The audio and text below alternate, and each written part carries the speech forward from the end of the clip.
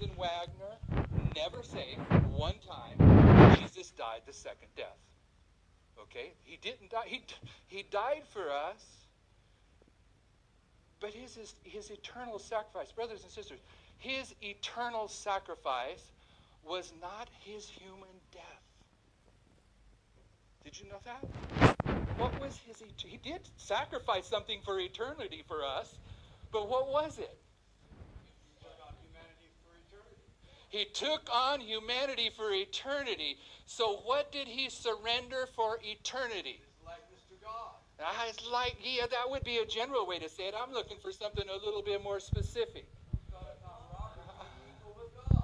That was his motivation, but what he surrendered for eternity is his omnipresence.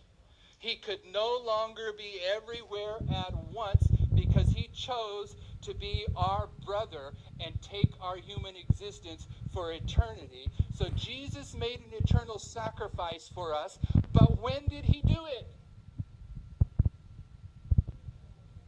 At the incarnation.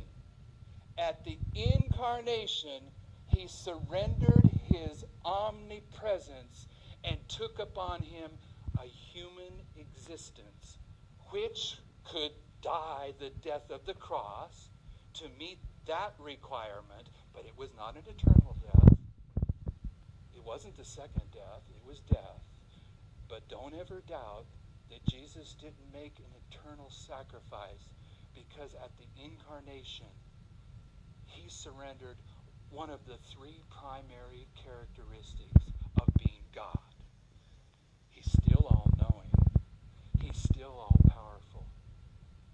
But he chose to be like you and I for eternity, limiting himself from being everywhere at the same time.